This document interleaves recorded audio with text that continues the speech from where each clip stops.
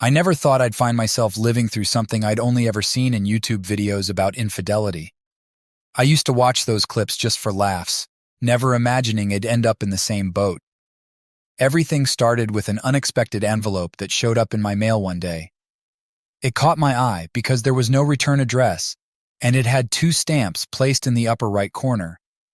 The handwritten address made me think it could be from an old military buddy trying to reconnect.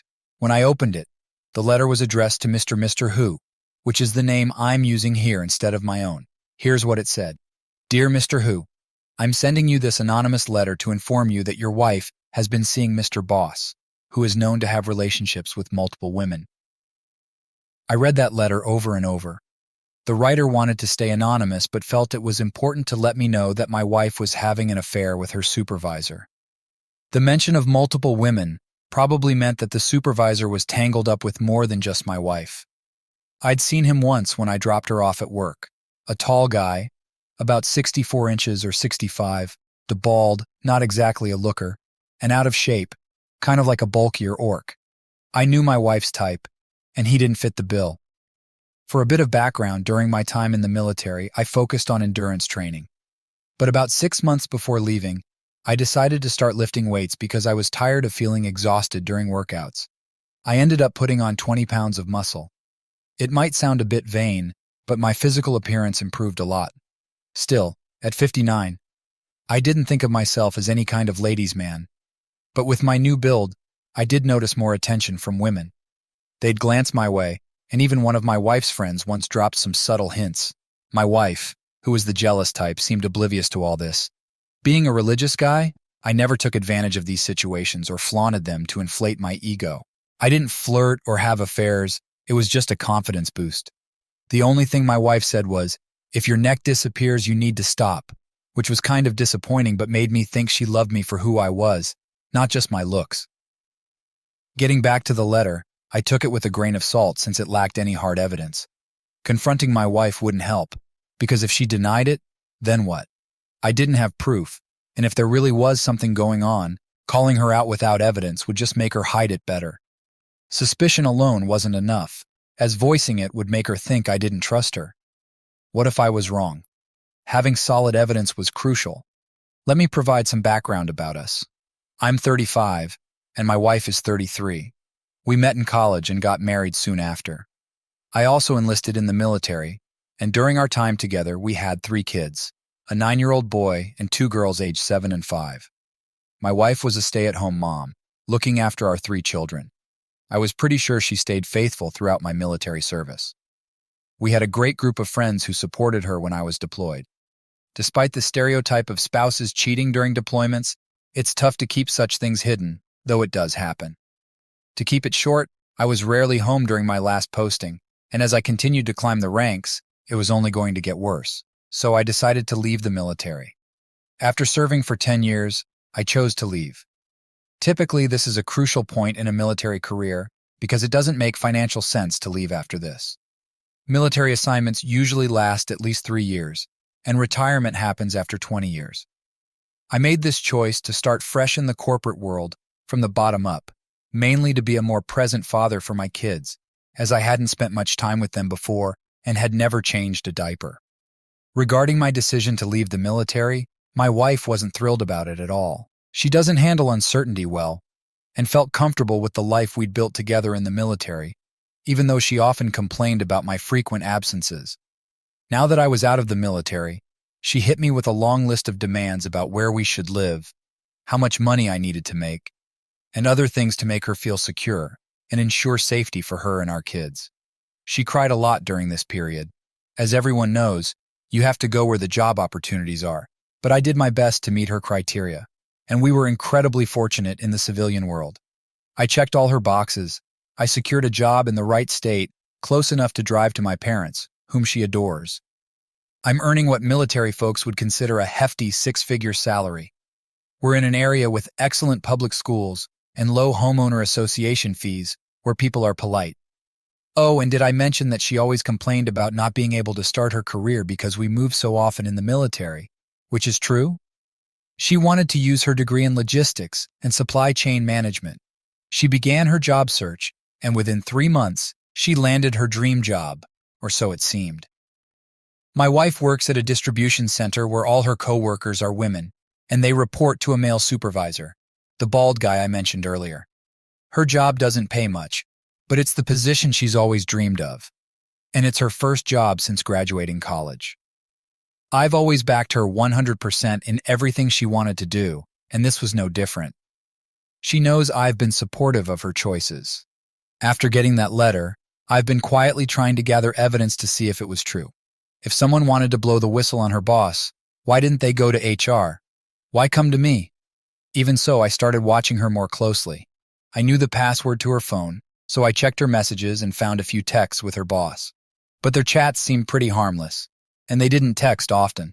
That letter weighed on my mind for nearly a week, and I still couldn't find any solid proof that she was cheating. She's been at her job for 5 months now, and the only big change is that our intimacy has dropped off. For the last 2 months, she's been turning me down, but I can't accuse her of infidelity just because she says she's not in the mood. She always has excuses, like work stress or being tired. Even after 2 weeks of digging for evidence, I found nothing, but I stayed vigilant for any signs. I often wondered who sent that letter and even thought it might be a joke. I almost mentioned it to my wife as a prank, but I decided to keep quiet. I was about ready to put this bizarre situation behind me and accept that our intimacy wouldn't be as frequent as it used to be. But then, one night, she told me about how her female coworkers were jealous of all the attention she was getting from her boss.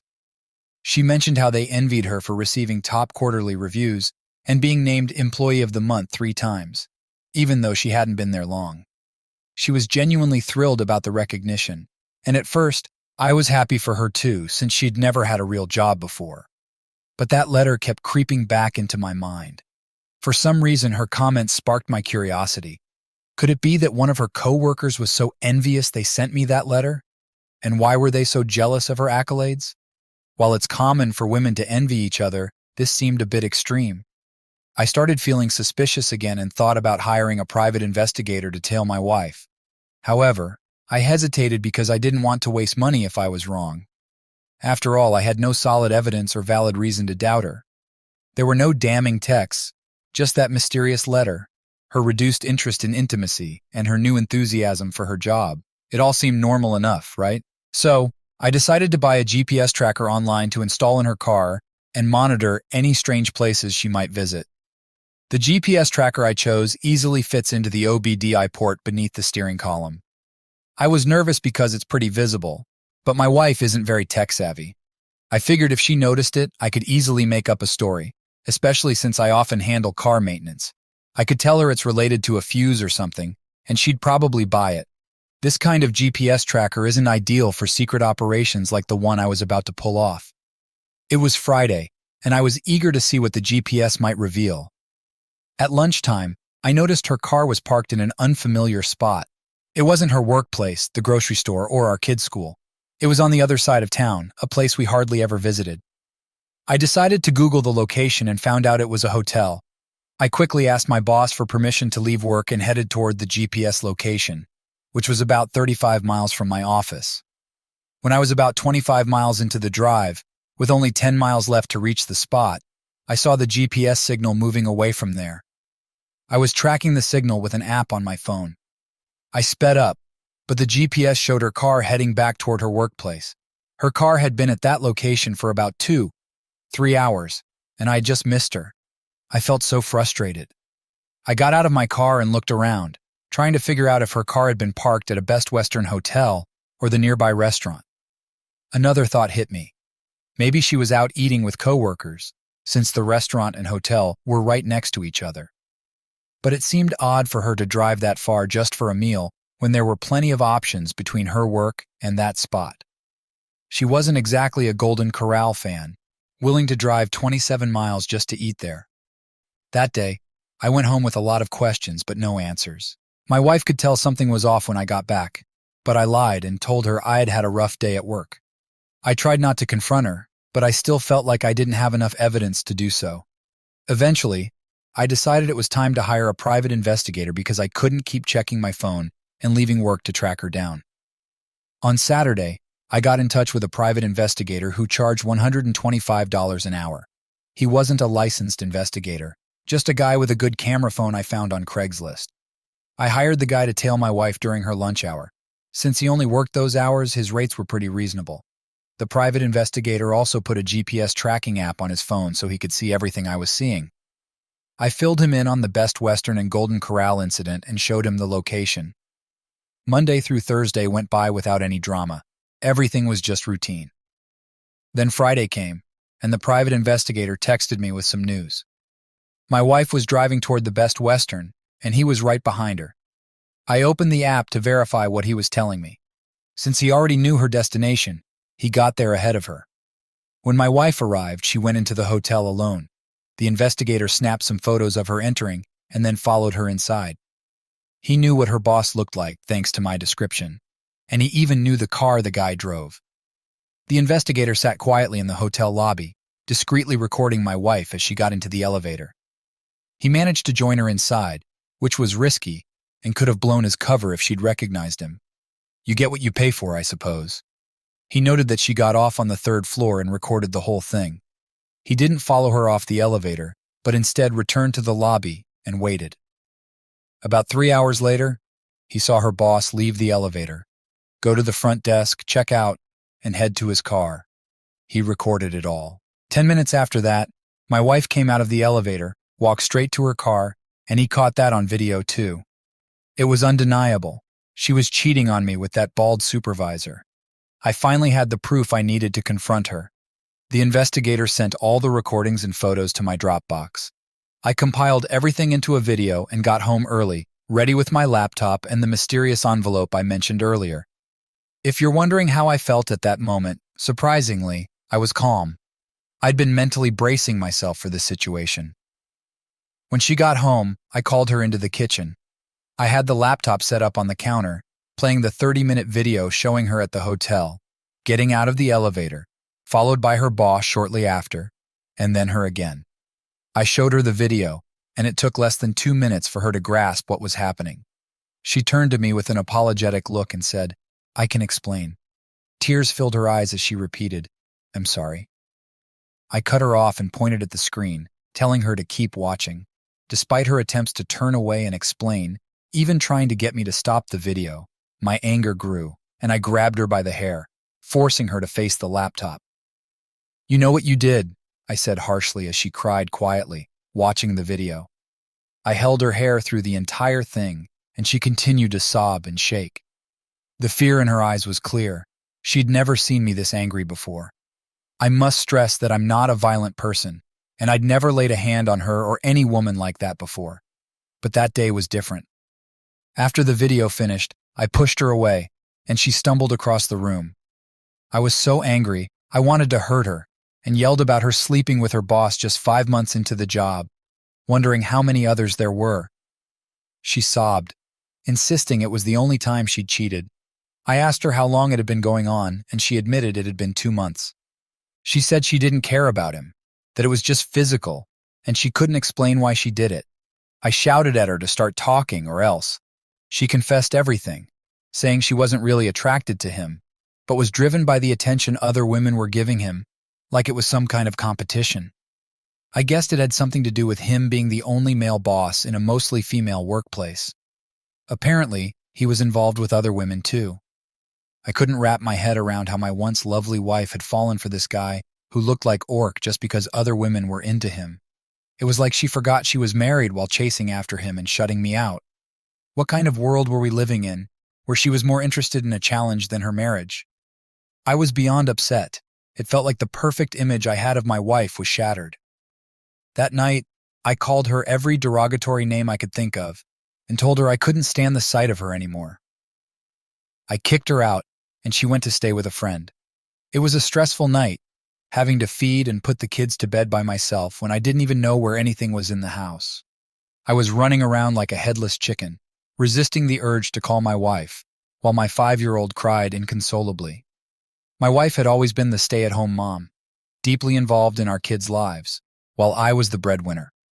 We had made a great team, or so I thought, until she wrecked everything trying to outdo other women, all while ignoring her marriage vows. Her behavior was incredibly immature. According to her, the female employees working under this guy, Orc, were throwing themselves at him, even the married ones. It was like a twisted competition among grown women, which baffled me. Why would adult women compete for a troll-like, unattractive man? This guy disgusted me, preying on his female employees and turning their workplace into a disgraceful mess. I wanted a divorce. I wanted her to face the consequences of her betrayal. However, I had relied on her to keep our home running, so adjusting would take some time. My unfaithful wife kept texting and calling since yesterday, begging to come back home. I barely slept last night, and I had to go to work in the morning. She knew where everything was for the kids, including medications. My 7-year-old daughter needed special care due to allergies and being picky, which my wife handled well. My 5-year-old daughter could also be challenging. I dropped them off at school and left work early to pick them up. It wasn't as bad as I expected, but I was exhausted. During this time, I ignored my wife's texts and calls. That evening, I finally called her and told her to come home. When she showed up that night, she brought her older sister, probably scared to be alone with me. Her sister lives 90 miles away, so my wife must have told her about the affair and asked for support. My sister-in-law had married young, now divorced, and looked remarkably like my wife. They could be twins, but she's 2 years older, and we've always gotten along. She's more sensible and respectful compared to my wife. My sister-in-law and I had maintained a good relationship for as long as we'd known each other. My wife is the spoiled one in the family, and her older sister often cleans up her messes. Although I wasn't in the mood for reconciliation or pleasantries with my wife, seeing a familiar face was comforting. Even though I expected my sister-in-law to side with her sister, family ties are strong. I appreciated her coming to mediate for my wayward wife, since she could relate to what I was going through due to her own experience with infidelity. My sister-in-law took me aside and explained she wasn't there for my wife but for the kids. She acknowledged my wife's immaturity and suggested that for the children's sake, I should let my wife back into the house. We could try an in-house separation and see where things went. I have to admit my sister-in-law had a way with words because she managed to calm me down enough to tolerate my wife's presence. I glanced at my wife, sitting in the corner with a red face and swollen eyes, like she'd been crying for days, avoiding eye contact with me. It gave me some satisfaction knowing she understood the impact of her betrayal on me. When the kids came out of their room and greeted her, it eased the tension and warmed my heart. I genuinely wished she hadn't betrayed me and had remained faithful. Seeing her with the kids was something I cherished because she was a wonderful mother, but not so great as a wife. We lived in a 3-bedroom apartment, so my wife and her sister shared the guest bedroom while the kids stayed in the 3rd bedroom. After putting the kids to bed, my wife came out of the bedroom and started cooking dinner while I sat on the living room couch with my sister-in-law, watching TV. As my sister-in-law started talking to me, I sensed her intention. She was trying to distract me from my wife's affair or make everything seem normal. Deep down, I wanted things to return to normal, to go back to how they used to be. I was tired of being angry and exhausted, juggling the kids and my job without my wife. I needed a distraction, and her sister was quite chatty. While my wife was in the kitchen, my sister-in-law mentioned she would leave the next morning but would stay longer if needed. I told her I was likely going to get a divorce because I couldn't look at my wife the same way or trust her anymore. My sister-in-law understood and didn't try to convince me otherwise. After my wife finished cooking dinner, she served both of us without making eye contact or saying a word. The next morning, my sister-in-law left, and we went about our daily routine. I still wasn't speaking to my wife, and she didn't seem to be getting ready for work, but I didn't ask her about it. In the afternoon, I consulted a divorce lawyer to explore my options. When I talked to the lawyer, he mentioned that I might have to pay alimony and child support based on my wife's income. The idea seemed absurd to me, given she was only making $45,000 a year and had cheated with her boss. Cheating with a superior is completely unacceptable, especially in a committed relationship. Maybe her new financial independence, as it was her first job since college, had gone to her head. But she had clearly crossed a line. I didn't have a problem with providing alimony and child support. I had essentially been doing that during my military service when I earned less. This wasn't about money, it was about principle. If she could cheat with her first boss, What was to stop her from doing it again with someone else? When I got home that night, I finally spoke to my wife for the first time since everything blew up. She handed me a letter she'd written, saying she wanted to express her thoughts without breaking down emotionally. As she read it aloud, she repeatedly apologized for her actions. She avoided mentioning the bald supervisor and just kept saying how sorry she was for betraying my trust and acting immaturely. She wanted us to stay together and promised to do anything to repair our marriage. Then she threw me a curveball. I could sleep with other women if I wanted to. This stunned me because she'd always been the jealous type. I couldn't take her offer seriously and told her I didn't need her permission to see other women, since she'd already given up any right to have an opinion on that matter. I thought she was trying to manipulate me, hoping to lessen her guilt if I took her up on it. I stopped her and said I had no interest in being with other women, and if I did, I wouldn't have married her in the first place. This made her cry, but I insisted that she still hadn't explained why she had deceived me for 2 months. This wasn't just a one-time slip-up, it was a planned, ongoing affair. She'd been sneaking off to meet this guy, risking everything for what? I told her that I wanted a divorce, and my mind was made up. Despite her physical attractiveness, I couldn't stand the idea of being intimate with her anymore. She kept asking, "Why are you being so cruel to me?" The truth was, I had always spoiled her, treated her like royalty, never raised my voice, and let her run the household. Maybe that's why she fell for the first guy who bossed her around, thinking I'd continue to be the nice guy even after her betrayal. It's crazy. She also told me she'd quit her job because she couldn't face her former boss anymore. She said she had everything with me but threw it all away trying to fit in with her coworkers. She claimed she didn't know how things escalated to a full-blown affair. I couldn't understand how someone like her could be seduced by a guy who looked like Orc and forget her marriage vows. I kept pressing her, asking why she was drawn to him. She struggled to explain, admitting she was still trying to figure out how she'd ended up with him and why she went back. She emphasized that it wasn't even because the sex was enjoyable. She sarcastically added that it certainly wasn't his looks. The only explanation she offered was a mix of factors. He was charming and articulate, always knowing what to say. His position of authority made him attractive because all the women looked up to him and wanted his approval. While her reasons sounded thought out, all I could think about was getting back at this Orc-like guy. I told my wife I planned to expose him. At this point, she said she'd do anything to make things right, even if we were headed for divorce. She couldn't bear seeing me so angry with her. I told her I wanted to let his wife know what he was up to. I explained that while she'd made a mistake in letting him take advantage of her, he needed to be held accountable. I wanted to get even for what he'd done to our family. My wife reluctantly gave me his address and his wife's name. I asked her how they communicated without using text messages, and she admitted they used her work email messenger. I pushed her to log in and show me the messages, but she hesitated, thinking it would only make me angrier. She was also worried that showing me the messages might lead to violence. I pressed on, but she stood her ground, promising to show them once the divorce was finalized. A few days later, I managed to track down Orc's wife. For context, Orc was 51 and his wife was 48. After some digging, I found out where he lived. He had 4 kids, the youngest being 12. I made another copy of the incriminating video and saved it on a thumb drive. I went to Orc's house when I knew he'd still be at work, probably fooling around with another employee. I knocked on the door, and his wife answered, seemingly home alone. I explained who I was, handed her the flash drive with the evidence, and shared the anonymous letter that had been sent to me. She told me she had received a similar letter and had confronted her husband. He'd denied everything, claiming the women at work were lazy and hated him because he held them accountable. He convinced his wife that these women were out to ruin him, and she believed him. She'd never thought to hire a private investigator or suspected anything was wrong. Orc's wife was grateful for the information and took my contact details. She thanked me for my service, and we parted ways. I'm unsure if they ended up divorcing, but at least he knew someone else was aware of his actions. Last week, I took all my evidence to HR. After speaking with a woman on the phone, she invited me to come by in person.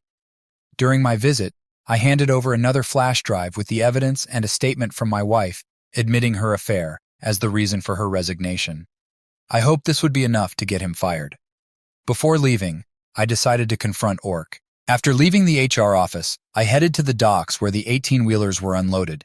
It wasn't a secure area, and one of the side doors was unlocked, so I slipped inside. Although I wasn't familiar with the layout, I asked an employee to point me toward Ork's office. As I walked through the warehouse, I noticed most of the workers were women, even the forklift drivers. The company seemed to prefer hiring female employees. There were a few men, but they were in the minority. As I approached Ork's office, I saw him coming out of one of the rooms. I was about 50 feet away when I called his name. He turned, trying to figure out who I was, possibly thinking I was a delivery driver. As I got closer, I didn't say a word. Instead, I threw a right hook, knocking him out cold with one punch. Then, I calmly walked out of the warehouse. As I reached the exit, I looked back and saw a small crowd forming around him as he started to regain consciousness. I opened the door and left. Yesterday, shortly after I got home from work, there was a knock on my door. It was 2 police officers. They wanted to ask me about the assault at my wife's former workplace. They suspected I might be involved, but lacked solid evidence. From their questions, it was clear I was a suspect. Although I was caught on a security camera, the footage was blurry, probably because I wore a hat. Ork had identified me as a suspect and wanted to press charges. I told the police I wasn't involved, and they asked for an alibi. I told them I was at home with my wife, and they wanted to speak with her. I called her over, and she lied to cover for me. She didn't know about the assault beforehand, but quickly supported my false alibi. I'm unsure if the police bought our story, but they took photos of our cars, noted my contact information, and said they'd reach out if needed. I realized I had messed up, and it was shocking that Ork, who'd had an affair with my wife, had the nerve to call the cops on me. Fortunately, word spread quickly, and one of the women he'd harassed filed sexual harassment charges against him. Her courage might have been bolstered by the HR investigation and my confrontation. During HR's investigation, they questioned many women, and the truth came out. Ork had been coercing his female employees for sexual favors. Most initially refused, but those who complied said they did so out of fear or intimidation.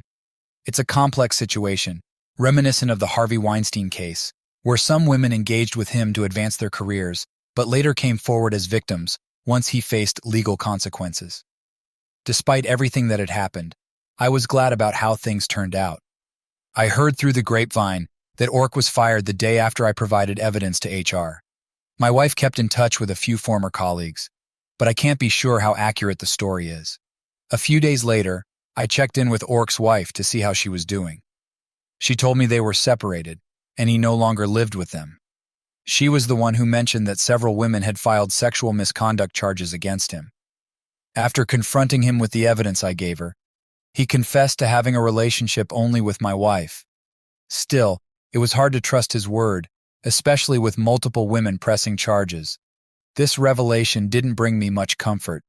In fact, I would have felt some relief if it turned out he was involved with multiple women rather than just my wife. It left me questioning what she had hoped to gain from all this. I couldn't help but question my judgment for marrying her in the first place. If she was so willing to engage in this behavior, I had to wonder about her fidelity during my deployments. Writing this now, I feel devastated and depressed. I've been reading countless posts about surviving infidelity, hoping to find some solace and assurance that I'm not alone in this. I also talked to my brother on the phone, and he suggested seeing a therapist due to my mental state. The VA covers various medical expenses, including therapy, so it wouldn't be a financial burden. Still, I'm hesitant about opening up to a stranger about my problems, even if they're a trained professional. Yet here I am, sharing my story with strangers online. Somehow it feels therapeutic to share, receive advice, gain different perspectives, and read comments from others. I'm still living in the same house as my wife, but we now occupy separate bedrooms. Her sister has been visiting more often, and things seem to be slowly returning to some semblance of normalcy. My wife is doing everything she can to make amends. Despite this, we haven't been intimate since the affair came to light, and I have no desire to be with her in that way. I've been procrastinating about pursuing a divorce, knowing that the more I delay, the more comfortable I become with her resuming her role as wife and mother. Initially, I thought my wife might be inviting her sister over to help mend our relationship, since she knows I get along well with her. But it turns out my sister-in-law is considering moving closer to us on her own. With her kids nearly grown and the youngest about to start college, she wants to be nearer to us. We have plenty of family nearby, including my parents, who know our marriage is struggling and that my wife had an affair, though they don't know the details. Despite her infidelity, my parents hope we can work things out for the sake of the kids. A few weeks later, my sister-in-law secured a new job nearby and moved to the area. My wife and I continue to live under the same roof but sleep in separate bedrooms. We're essentially just roommates now, and I've consistently turned down my wife's advances. While it's challenging to go without intimacy for a long period, my military experience taught me self-control. My sister-in-law has been visiting more often, and it seems like she's more interested in spending time with me than with her sister or the kids. My wife noticed this and confronted her about it. I found out later because my sister-in-law started visiting less frequently without explanation. My wife is prone to jealousy, so her reaction didn't surprise me. It might be for the best because I was beginning to develop feelings for my sister-in-law, despite having had a long-standing attraction to her. I never acted on those feelings because I was married to her younger sister. I was wrestling with the decision of whether to reconcile or divorce my wife. However, I'm increasingly leaning toward divorce. Reconciliation seems impossible because I can't bring myself to trust her again. Trust is crucial in any relationship, and I can't share a bed with someone I don't trust.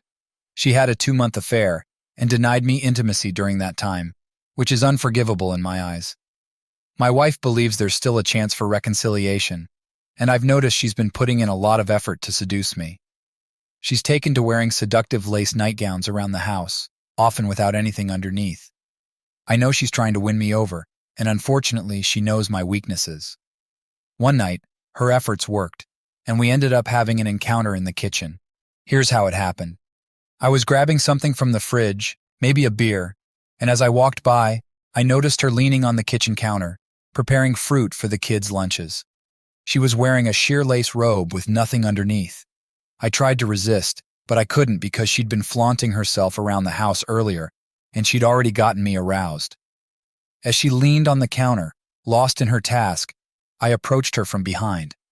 I placed my hands on her hips and pulled her closer, guiding her gently upright. As I lifted her lace robe, things quickly escalated. It turned out to be one of the most intense experiences we've ever shared.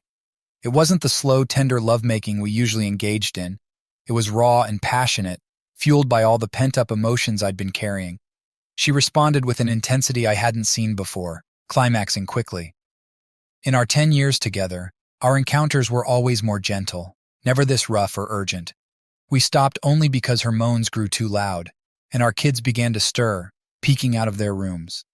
I was still in a haze when the kids interrupted us, and instead of suggesting we continue in the bedroom, I retreated to the bathroom to finish alone. That quick encounter with my wife revealed a side of her I never knew existed. She enjoyed a bit of roughness. This discovery surprised me because I thought I understood her completely. Before meeting her, my experience with women was limited, and I had remained faithful throughout our marriage. It felt like I had been living with a stranger. In our usual intimate moments, I let her take the lead, focusing on her desires. I'd read plenty of books about pleasing a woman, all emphasizing the importance of attuning to her needs. Even Bernie Mac had a joke about that. I felt like I'd been following the rulebook all along, which might not have been what she truly wanted. Last night I took control, focusing on what I wanted rather than what she liked. And surprisingly, she responded more enthusiastically. What troubled me was realizing how little I knew about my wife's true desires. I began to question myself, wondering if my approach was partly to blame for her infidelity. If I had been more assertive, would she have sought that thrill elsewhere? Perhaps that was what she craved all along, and I failed to notice. I felt like all the marriage advice I had read was either wrong or didn't apply to her. It seemed like my dominant approach sparked a stronger response from her, as if she wanted someone to take charge. I'd always been taught to be polite and gentle, probably the same way my priest was taught. I'm starting to think her cheating might have been due to my ignorance about her deeper needs. I wished I had someone to talk to about this, but there's no one I can turn to. Outwardly, I might seem like the tough military guy, but with my wife, I became Mr. Soft and Gentle, letting her run the household and our finances. It's clear to me now that I had given up my role in the marriage, both inside and outside the bedroom. Recognizing my shortcomings is crucial, if I want to avoid making the same mistakes in future relationships. Although the impulsive encounter with my wife was a mistake, it highlighted some truths about our relationship. I now realize that because I failed to assert myself, she sought out a partner who would take charge. I couldn't help but wonder if this wasn't the first time she'd experienced such control. Some people suggested I get tested for STDs and consider paternity tests for the kids, which seemed like wise advice. My kids look a lot like me, so I'm confident they're mine. But I used to believe my wife didn't cheat while I was deployed. Now I'm not so sure. These recent weeks have shown me how little I really knew. If not for that letter, my wife might still be involved with Orc. I often wonder if his assertiveness played a part in why she kept seeing him. Yesterday, I took an STD test and got the all clear the same day. I also decided to go ahead with the paternity test, as many suggested. I discreetly collected saliva swabs from my kids without my wife knowing. The results should be back in about 4 weeks. I'm not too worried about the paternity results because I believe the kids are mine, and the timing of their conception matches when I was home. During my military service, we lived in base housing for married service members. As for an update, not much has changed. I'm still considering divorce. My lawyer has drafted a separation agreement, and I'll have to pay her alimony. This won't be much different from our current arrangement, since I've always supported her as a stay-at-home mom. We're speaking, but sleeping in separate rooms, basically living as roommates. Since our unexpected encounter in the kitchen, we haven't been intimate again. She's been making efforts to win me back, but I've been keeping my distance. I stay out late, hang out with friends after work, and sometimes don't come home at all. She frequently calls to check on my whereabouts, but I rarely answer. She can tell that I'm emotionally withdrawn and that I've mentally left the marriage. I should have started the divorce process weeks ago, but I've hesitated due to my aversion to change and concerns about balancing my demanding job with shared custody of the kids. When we finally separate, I plan to pursue a 70-30 custody arrangement to spend more time with the kids. I love them dearly and cherish every moment we have together. They often prefer being with me because I tend to spoil them with gifts and leniency, while my wife plays the role of disciplinarian. Sometimes I hide the presents I buy to avoid her disapproval, although she usually discovers them eventually. I've been the primary breadwinner while she has managed the household, which worked well for us until now. The police haven't reached out to me regarding the incident with Orc, and I hope it stays that way. I heard there's a civil case against him, but I'm not sure if he's in jail or what his current situation is. Before I intervened, it seems none of the women felt empowered to report him to HR, perhaps because they doubted their voices would be heard. I like to think that my actions of confronting and exposing Orc gave them the courage to stand up against him. Yesterday, I received the paternity test results, confirming that all 3 kids are indeed mine. That was a relief. It looks like I'll be proceeding with the divorce. As I've mentioned before, I don't have a problem supporting my wife financially. I told her I'd be serving her with divorce papers, and although she cried, she understood that there was no going back. Despite everything, I genuinely wish her well. She's still a very attractive woman, and will probably find someone new soon, but it's over for us. Before serving her the papers, we talked about her future plans. She mentioned considering a part-time teaching job to keep herself occupied. We agreed that I would provide her with a $3,000 monthly allowance, including child support, to ensure she and the kids are taken care of. Although some might advise against bypassing the legal system, I'm wary of involving the government more in my finances. We finalized the divorce agreement with both our lawyers present, and it was an amicable process. I hold no grudge against her. She regrets her actions and took responsibility. I've forgiven her for the sake of the kids, but I'll never trust her again or consider reconciliation. I recently moved into a nice 2-bedroom apartment in a great neighborhood. There are plenty of attractive women around, and I never had the chance to date since my wife was the only woman I've ever been with. It's not easy to muster the courage to ask someone out since I've never learned how to date, but I'm still an attractive guy. Women do notice me, so I'm hopeful. Interestingly, my sister-in-law has been visiting my apartment more frequently now that I'm no longer living with my wife. It's clear she's interested in me, and we've been spending more time together. I'm not sure where this is headed, but I'm not interested in dating her, and I think she understands that. Regardless, we both enjoy each other's company.